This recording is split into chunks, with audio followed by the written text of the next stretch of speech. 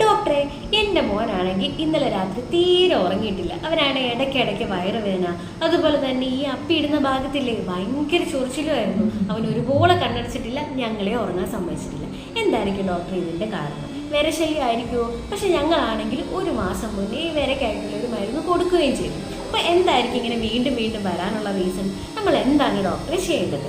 നമസ്കാരം, ഞാൻ ഡോക്ടർ അമലു ബാബു, കുട്ടികളുടെ ഡോക്ടറാണ്. And welcome back to my channel കുട്ടി ഡോഗ് വിത്ത് കുട്ടി ഡോഗ്സ്. സോ ഇൻട്രൊഡക്ഷനിൽ പറഞ്ഞ പോലെ ഈ ഒരു സിംറ്റംസ് അല്ലെങ്കിൽ ഈ ഒരു കണ്ടീഷൻ എപ്പോഴെങ്കിലും എക്സ്പീരിയൻസ് ചെയ്തിട്ടുള്ള പേരൻസ് ആയിരിക്കും നിങ്ങളല്ലേ. സോ ഇന്ന് നമ്മൾ ഡിസ്കസ് ചെയ്യാൻ പോകുന്നത് കുട്ടികളിലുണ്ടാകുന്ന വിരശല്യത്തെ കുറിച്ചിട്ടാണ്. ഇത് വളരെ കോമൺ ആയിട്ടൊരു കണ്ടീഷനാണ്. കുഞ്ഞുങ്ങൾക്ക് ഈ ബുദ്ധിമുട്ടുണ്ടെങ്കിൽ നമുക്ക് പേരൻസിന് ഈസി ആയിട്ട് കണ്ടുപിടിക്കാൻ പറ്റുന്ന ലക്ഷണങ്ങളാണ് ഇതിനുള്ളത് തന്നെ. സോ നമ്മൾ പറയുമ്പം വിരശല്യം കൃമിശല്യം ഭയങ്കര നിസ്സാരമായിട്ട് കാണുമെങ്കിലും ഇത് നമ്മുടെ കുട്ടികളുടെ വളരുന്ന പ്രായത്തിൽ അവർക്ക് ഈ ഇൻഫെക്ഷൻ വരികയാണെങ്കിൽ ആരോഗ്യപരമായിട്ടുള്ള ഒരുപാട് പ്രശ്നങ്ങൾ ഉണ്ടാക്കാനായിട്ടുള്ള സാധ്യതയുണ്ട്. ഇതൊക്കെ കണക്കിലെടുത്തുകൊണ്ട് നമ്മുടെ ലോകാരോഗ്യ സംഘടന WHO ഈ വേം ഇൻഫെസ്റ്റേഷനെ ഒന്ന് പ്രൊഫൈലാക്റ്റിക്കലി ഒന്ന് കുറയ്ക്കാൻ വേണ്ടിയിട്ട് വർഷത്തിൽ നമ്മൾ 2 തവണ ഫെബ്രുവരിയിലും ഓഗസ്റ്റിലും ഡീവോമിംഗ് ഡേ ആയിട്ട് നടത്താറുണ്ട്. അതിന് വേണ്ടിയുള്ള മരുന്നുകൾ കൊടുക്കാറുണ്ട്. സോ റീസെൻ്റ്ലി ഇപ്പോൾ ഫെബ്രുവരിയിൽ അംഗൻവാടിയിൽ നിന്നും സ്കൂളിൽ നിന്നും ഒക്കെ മിക്കവാറും നമ്മുടെ കുട്ടികൾക്കെല്ലാം ഇത് കിട്ടിയിട്ടുണ്ടാകും. സോ ഇത് നമ്മൾ ഡേ ടു ഡേ ലൈഫിൽ വളരെ കോമൺ ആയിട്ട് കാണുന്ന ഒരു കാര്യമാണ്. ഇന്ന് തന്നെ OPയിൽ ഒരു 3 പേരെങ്കിലും ഈ സെയിം കംപ്ലയിൻ്റ് ആയിട്ട് വന്നിട്ടുണ്ട്. സോ ഇതിനെക്കുറിച്ച് കുറച്ച് കാര്യങ്ങൾ നമ്മുടെ പേരൻസ് എല്ലാവരും അറിഞ്ഞിരിക്കേണ്ടതായിട്ടുണ്ട്.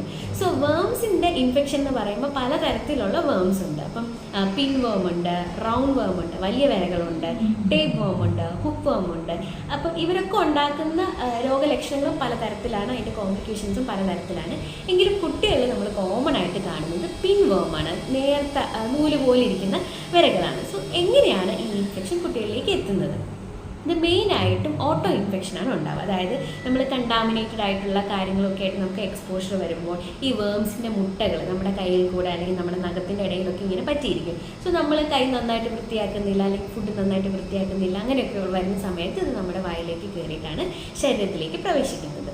സോ ഈ വേംസ് പിന്നീട്, അതായത് ഫീമെയിൽ വേംസ് നമ്മുടെ ഏനൽ റീജിയനിൽ പോയിട്ട് അവിടെ ഇങ്ങനെ മുട്ടയിടും, പ്രത്യേകിച്ച് രാത്രി കാലങ്ങളിൽ. അപ്പോൾ എന്ത് പറ്റും, കുട്ടികൾക്ക് ഭയങ്കര ഇറിറ്റേഷൻ ആയിരിക്കും, നല്ല ചൊറിച്ചിലുണ്ടാവും പെരിയേനൽ ഏരിയയിൽ. അവരിങ്ങനെ മുട്ടയിടുന്ന സമയത്ത് അവിടെ ചെറിയ സ്ക്രാച്ചസും മുറിവും ചുമപ്പും ഒക്കെ ഉണ്ടാക്കാനായിട്ടുള്ള സാധ്യതകളുണ്ട്.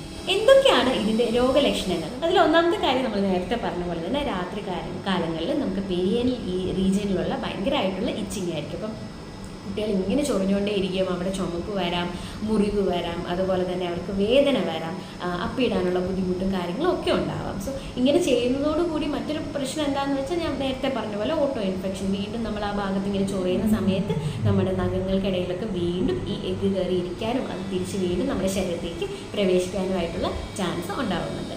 മറ്റ് ബുദ്ധിമുട്ടുകൾ എന്ന് പറയുമ്പോൾ വയറുവേദന വളരെ കോമൺ ആയിട്ട് നമ്മൾ കേൾക്കുന്ന ഒരു കാര്യമാണ്. അത് പ്രത്യേകിച്ച് ഈ പുക്കിളിൻ്റെ ചുറ്റുമുള്ള സ്ഥലങ്ങളിലും അതുപോലെ തന്നെ ഭക്ഷണം കഴിച്ചതിന് ശേഷം ഇടയ്ക്കിടയ്ക്കുള്ള കുത്തിയുള്ള വേദനയാണ് ഈ വയറുവേദനയിൽ മെയിനായിട്ടുണ്ടാകുക. പിന്നെ പെൺകുട്ടികളുടെ കാര്യം പറയുമ്പോൾ വയറുവേദനയോട് കൂടി അവർക്ക് ഈ മൂത്രമൊഴിക്കുന്ന ഭാഗത്ത് ചെറിയ ചൊറിച്ചിലും വജൈനയിൽ നിന്ന് ചെറിയ ഡിസ്ചാർജും ഒക്കെ നമ്മൾ കോമൺ ആയിട്ട് കാണാറുണ്ട്. അതുപോലെ തന്നെ യൂറിൻ ഇൻഫെക്ഷനും വളരെ കോമൺ ആയിട്ട് കാണാറുണ്ട്. മറ്റ് ബുദ്ധിമുട്ടുകൾ എന്ന് പറയുമ്പോൾ ഛർദി, തളർച്ച, വിശപ്പില്ലായ്മ, നമ്മൾ ഫുഡൊക്കെ നന്നായിട്ട് കൊടുത്തിട്ടും സപ്ലിമെൻറ്റ്സ് ഒക്കെ കൊടുത്തിട്ട് വെയിറ്റ് വെക്കുന്നില്ല, ഇങ്ങനെയൊക്കെ കണ്ടീഷൻ വരുമ്പോൾ നമ്മൾ ഇതുപോലെ വേം ഇൻഫെസ്റ്റേഷൻ ആണോ ഡീവോമിങ് ചെയ്തിട്ടുണ്ടോ എന്നുള്ള കാര്യം ഉറപ്പുവരുത്തണം. മറ്റൊരു പ്രധാനപ്പെട്ട കാര്യം എന്ന് പറയുന്നത് അനീമിയാണ്. വേം ഇൻഫെസ്റ്റേഷൻ വളരെ കോമൺ ആയിട്ട് കാണുന്ന ഒരു കാര്യമാണ് അനീമിയ. വളർച്ച ഉണ്ടെങ്കിൽ ഈ പറഞ്ഞ രീതിയിലുള്ള കുട്ടികൾക്ക് വെയിറ്റ് വയ്ക്കാതിരിക്കുക, അതുപോലെ തന്നെ പ്രതിരോധശേഷി കുറയും എന്നിങ്ങനെ ഒരുപാട് പ്രശ്നങ്ങളും ഉണ്ടാകുന്നതാണ്.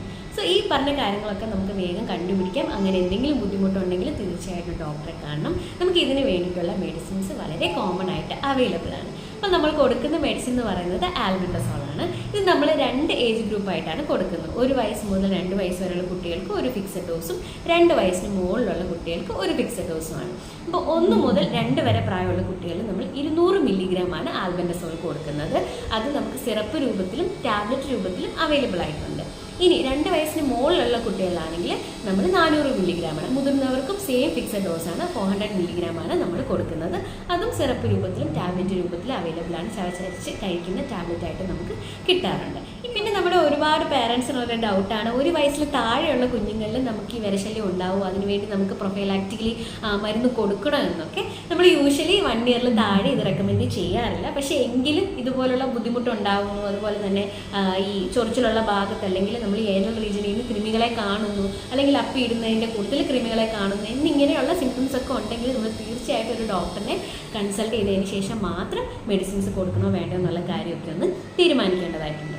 അതുപോലെ തന്നെ പേരൻസ് ചോദിക്കുന്ന ഒരു കാര്യമാണ്, നമ്മൾ 1 മന്ത് മുന്നേ ഓൾറെഡി മരുന്ന് കൊടുത്തു, പക്ഷേ ഇപ്പോഴും അതേ സിംറ്റംസ് നിൽക്കുന്നു, നമ്മൾ കൃമികളെ മലത്തിലൊക്കെ കാണുന്നു, അപ്പം എന്ത് ചെയ്യണം, വീണ്ടും റിപ്പീറ്റ് ചെയ്യണം എന്നൊക്കെ ചോദിക്കും. സോ അപ്പം നമ്മൾ ശ്രദ്ധിക്കേണ്ട ഒരു കാര്യം, നമുക്ക് ഓൾറെഡി ബുദ്ധിമുട്ട് വന്ന് നമ്മൾ മരുന്ന് കഴിക്കുകയാണെങ്കിൽ സിംഗിൾ ഡോസ് മതിയാവില്ല, അറ്റ്ലീസ്റ്റ് ഒരു 2 ഡോസെങ്കിലും നമ്മൾ കൊടുക്കണം. അതായത് ആദ്യത്തെ ഡോസ് കൊടുത്ത് ഒരു 2 ആഴ്ച ഗ്യാപ്പിൽ വേണം നമ്മൾ അടുത്ത ഡോസ് കൊടുക്കാനായിട്ട്, എങ്കിൽ മാത്രമേ ആ കോഴ്സ് കംപ്ലീറ്റ് ആകത്തുള്ളൂ. അപ്പം നമ്മൾ ആദ്യം ഈ മരുന്ന് കൊടുക്കുന്ന സമയത്ത് ഈ വേംസ് എല്ലാം മരിക്കുന്നതിന് മുന്നേ നിറയെ മുട്ടകളിടും. അപ്പോൾ ഈ മുട്ടകൾ വിരിഞ്ഞ് വരുന്ന ആ ടൈമിൽ നമ്മൾ സെക്കൻഡ് ഡോസും കൂടി കൊടുത്താൽ മാത്രമേ നമുക്ക് ഇതിനെ കംപ്ലീറ്റ് ആയിട്ട് ക്യൂർ ചെയ്യാനും അതുപോലെ തന്നെ ആ ചെയിൻ ഒന്ന് ബ്രേക്ക് ചെയ്യാനായിട്ട് നമുക്ക് സാധിക്കത്തുള്ളൂ.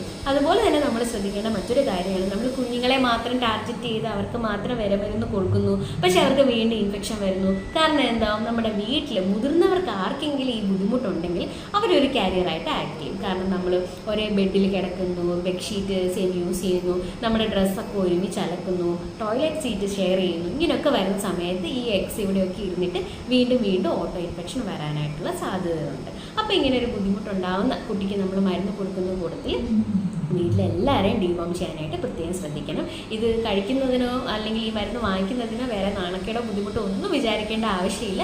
നമുക്ക് എല്ലാവർക്കും ധൈര്യമായിട്ട് കഴിക്കാൻ പറ്റിയൊരു മെഡിസിനാണ്. ഇതിന് കോമൺലി അങ്ങനെ പൊതുവേ വലിയ തരത്തിലുള്ള സൈഡ് എഫക്ട്സുകളൊന്നും നമ്മൾ കാണാറില്ല. സാധാരണ രീതിയിലുള്ള ഒരു വയറുവേദനയോ ഛർദിയോ ഒക്കെ മാത്രമേ നമുക്ക് അങ്ങനെ റിപ്പോർട്ട് ചെയ്തിട്ടുള്ളൂ. അപ്പം നമുക്ക് സേഫായിട്ട് കൊടുക്കാൻ പറ്റുന്ന ഒരു മെഡിസിൻ കൂടിയാണ്. പിന്നീട് കുട്ടികൾക്ക് ഈ നമ്മൾ 2 ഡോസ് കൊടുത്തു എന്നിട്ടും റിക്കറൻ്റ് ആയിട്ട് ഇൻഫെക്ഷൻ വരുന്നു എന്നൊക്കെയുള്ള വരുന്ന സമയത്ത് നമ്മളെ ഡോക്ടറെ കണ്ട് കാര്യങ്ങളെല്ലാം നോക്കി ഹിസ്റ്ററി ഒക്കെ നന്നായി എടുത്ത് മറ്റെന്തെങ്കിലും മെഡിസിൻസ് വേണോ, കുറച്ചധികം ദിവസം കഴിക്കുന്ന മെഡിസിൻ വേണോ, അതോ 3 ദിവസം കഴിക്കുന്ന മെഡിസിൻ വേണോ എന്നൊക്കെയുള്ള കാര്യങ്ങൾ നമ്മൾ പിന്നീടായിട്ട് ശ്രദ്ധിക്കേണ്ട കാര്യങ്ങൾ. സോ ഇനി വരാതിരിക്കാനായിട്ട് നമുക്ക് എന്തൊക്കെയാണ് ചെയ്യാൻ സാധിക്കുക? നമ്മൾ പറഞ്ഞു ഈ ലക്ഷണങ്ങളൊക്കെ വന്നു കഴിഞ്ഞാൽ നമുക്ക് ഡോക്ടറെ കണ്ട് മരുന്ന് വാങ്ങിക്കാം. ബട്ട് അതിൻ്റെ കൂട്ടത്തിൽ തന്നെ നമ്മൾ ശ്രദ്ധിക്കേണ്ട കുറച്ച് കാര്യങ്ങൾ. ഒന്ന് നമ്മുടെ പേഴ്സണൽ ഹൈജീനാണ്. നമ്മുടെ കുട്ടികൾ പുറത്ത് മണ്ണിലും ചെളിയിലും ഒക്കെ കളിച്ചിട്ട് വരുന്ന സമയത്ത് അവരെ നന്നായിട്ട് കൈയും കാലുമൊക്കെ കഴുകി വൃത്തിയാക്കാനായിട്ട് പ്രത്യേകം ശ്രദ്ധിക്കണം. അതുപോലെ തന്നെ അവരുടെ നഖങ്ങളൊക്കെ നന്നായിട്ട് ട്രിം ചെയ്യാനായിട്ട് ശ്രദ്ധിക്കണം. കാരണം നഖത്തിൻ്റെ ഇടയിലൊക്കെ അഴുകിയിരിക്കുന്നു, കുട്ടികളാണ്, ചിലപ്പോൾ എന്തെങ്കിലും ആഹാരമൊക്കെ കൈയൊന്നും കഴുകാതെ ചിലപ്പോൾ നമ്മൾ കാണാതെയൊക്കെ എടുത്ത് കഴിക്കാറൊക്കെ ഉണ്ട്. സോ അങ്ങനെ നമുക്ക് വീണ്ടും ഇൻഫെക്ഷൻ വരാനായിട്ടുള്ള സാധ്യതയുണ്ട്. അപ്പം കുഞ്ഞുങ്ങളെ നമ്മൾ ഭക്ഷണം കഴിക്കുന്നതിന് മുന്നേ ശേഷമോ അല്ലെങ്കിൽ എന്തെങ്കിലും സ്നാക്സോ എന്തെങ്കിലും കഴിക്കുന്നതിന് മുന്നേ ഒക്കെ എപ്പോഴും കൈ കഴുകാനായിട്ട് നമ്മൾ ചെറുപ്പത്തിലെ തൊട്ട് ശീലിപ്പിക്കണം. അത് അവരുടെ ഡെയിലി ലൈഫിൽ ഒരു റുട്ടീനായിട്ട് മാറ്റണം. അവർക്ക് ചെറിയ റിവാർഡൊക്കെ കൊടുക്കണം. എപ്പോഴും ഇങ്ങനെ ചെയ്യുമ്പോൾ ഗുഡ്, വെരി ഗുഡ് എന്നൊക്കെ പറഞ്ഞ് നമ്മൾ ചെറിയൊരു റിവാർഡ്സ് ഒക്കെ കൊടുത്ത് അവരെ നന്നായിട്ട് എൻകറേജ് ചെയ്യാനായിട്ട് നോക്കണം. അതുപോലെ തന്നെ അവരെ ഡെയിലി കുളിപ്പിക്കണം, ഡ്രസ്സൊക്കെ നന്നായിട്ട് മാറ്റണം. പിന്നെ നമ്മൾ ശ്രദ്ധിക്കേണ്ടത്, നമ്മൾ പച്ചക്കറികളൊക്കെ വാങ്ങിക്കുന്ന സമയത്ത് നന്നായി വാഷ് ചെയ്തിട്ട് മാത്രം അതിനെ കുക്ക് ചെയ്യുക. അതുപോലെ തന്നെ നന്നായിട്ട് വേവിച്ചതിന് ശേഷം മാത്രം ഫുഡ് കഴിക്കുക. പിന്നെ ഇപ്പം നമ്മൾ ഫുഡ് വിളമ്പുന്ന സമയത്ത് ഒരുപാട് നേരം തുറന്ന് വെക്കാതെ ഒരുപാട് തണുത്ത ഫുഡൊന്നും കഴിക്കാതെ ഇരിക്കാനായിട്ട് നമ്മൾ പ്രത്യേകം ശ്രദ്ധിക്കണം. അതുപോലെ തന്നെ വെള്ളത്തിൻ്റെ കാര്യം അതുപോലെ തന്നെയാണ്.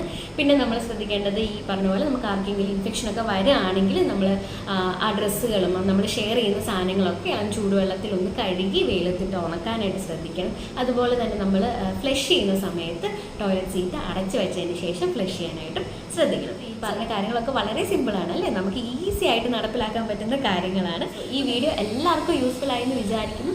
നിങ്ങളുടെ ഡൗട്ട്സുകളും അഭിപ്രായങ്ങളും കമൻറ്റ് ബോക്സിൽ അറിയിക്കുക.